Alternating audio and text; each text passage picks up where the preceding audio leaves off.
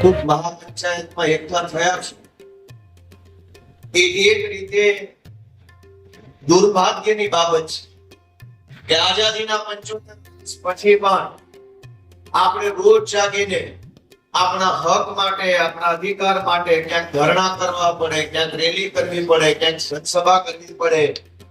આપણી માંગણી તો માન્ય રાખે નહીં, ઉપરથી આપણને મારે, એના ઉપરથી આપણા ઉપર એફઆઈઆર થઈ જાય, આપણી પરિસ્થિતિ બદલાય નહીં અને વળી પાછા નવા વિષયો ઉપર આંદોલન કરવા પડે. એમ કહેવાયું કે આપણો દેશ ખેતી પ્રધાન દેશ છે, ગામડાઓનો બનેલો દેશ છે. ગામડાના બનેલા દેશમાં, ખેતી પ્રધાન દેશમાં ખેડૂતોએ, ગામડાના માણસ રોજ જાગીને આંદોલન કરવા પડે, ધરણા કરવા પડે, પોતાની માંગણી માટે સડક ઉપર ઉતરવું પડે.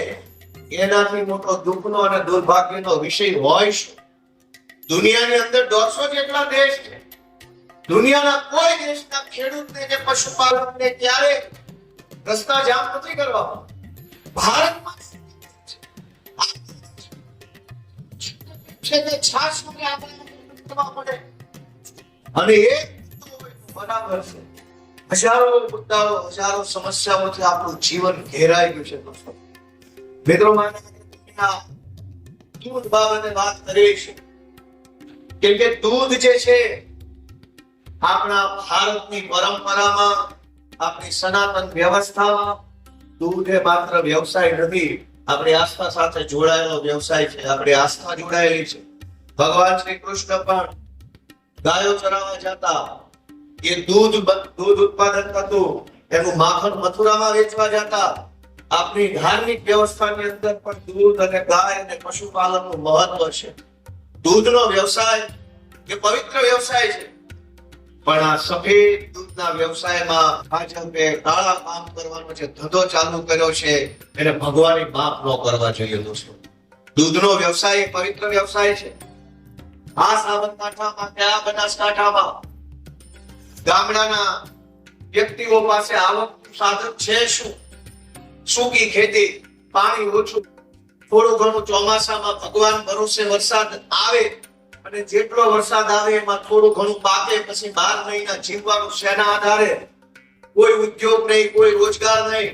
અને એટલા માટે આપણા જેવા માણસોને રોજગારીનો એકમાત્ર આધાર પશુપાલન છે. કે ઘરે 2, 5, 10 ભેંસો કે ગાયો રાખે, થોડું ઘણું દૂધ ઉત્પાદન થાય, ડેરીમાં ભરે, 4 પૈસા કમાય તો આખું ઘર સુખેથી જીવે. આપણા માટે રોજગારીનો એકમાત્ર જે વિકલ્પ છે પશુપાલન. આપણી રોજગારીના વિકલ્પને ભાજપે 2 નંબરની કમાણી કરવામાં ધંધો બનાવી દીધો. મારે આજે સાબર ડેરીની સ્થાપનામાં મહત્વનો ફાળો ભજવનાર ભુરાભાઈ પટેલને યાદ કરવા છે. બનાસ ડેરીની અંદર કલબાભાઈ પટેલ કે કેવા આગેવાન હતા કે જેણે પોતાનું જીવન આખું હોમી દીધું કે આ મલકના પશુપાલકો, આ મલકના ખેડૂતો એ દૂધ ઉત્પાદન કરી અને સક્ષમ અને સમૃદ્ધ બનવા જોઈએ. એક જમાનામાં ભુરાભાઈ, એક જમાનામાં કલબાભાઈ ને આ કયો જમાનો આવ્યો કે દૂધનો ભાવ ફેર માંગવા જાવ અને ધોકા મારે છે, આંસુ ગેસના ગોળા છોડે છે, ખેડૂતોને બેમોત મારે છે. દોસ્તો, ભૂલ માત્ર ભાજપ સરકારની છે એવું નથી. આપણે આનો આત્મા જગાડવો પડશે કે આપણી ઉપર આ જુલમ થાય છે, અત્યાચાર થાય છે, છતાંય ચૂંટણીમાં આપણાથી ભાજપનું બટન કેમ દબાઈ જાય છે?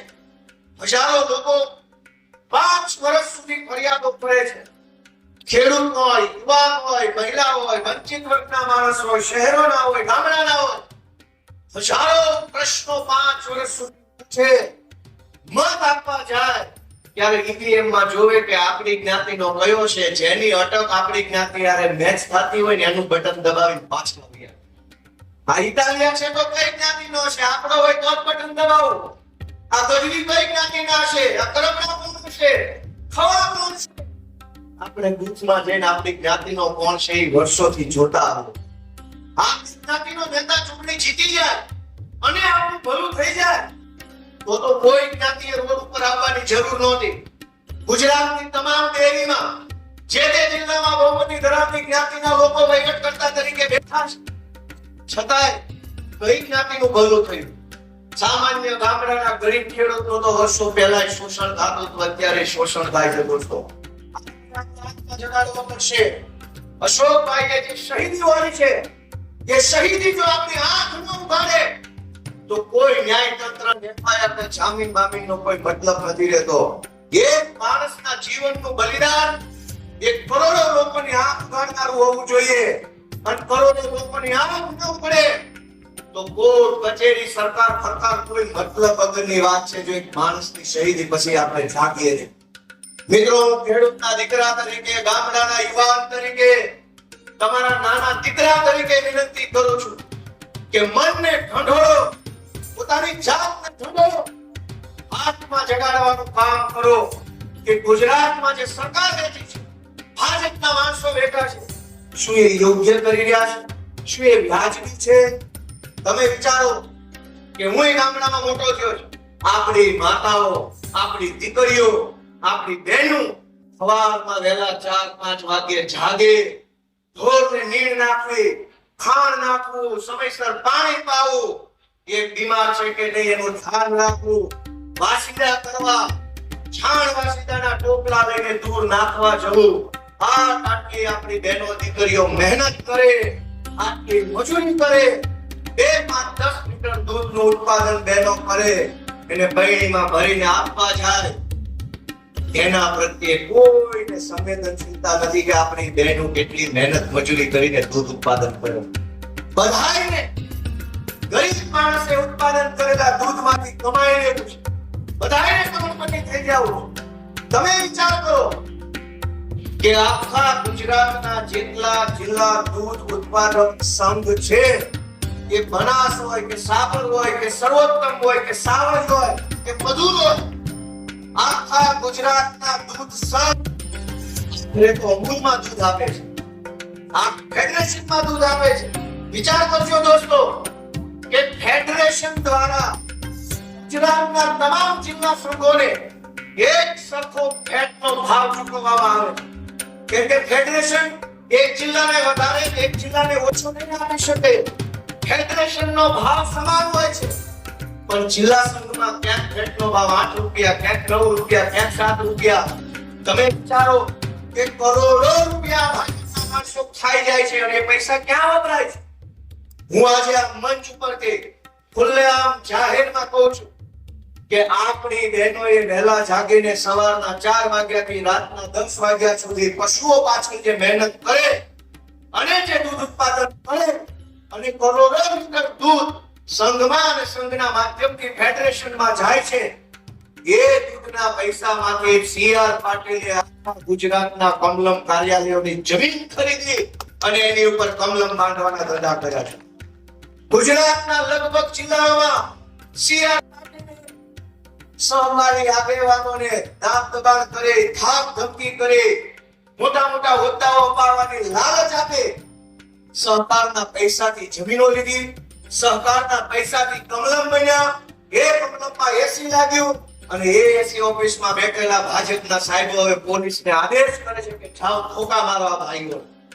દોસ્તો, આપણા દૂધના પૈસે બનેલા કમલમમાં બેઠેલો માણસ આપણા વિરુદ્ધમાં વર્તન કરે છે.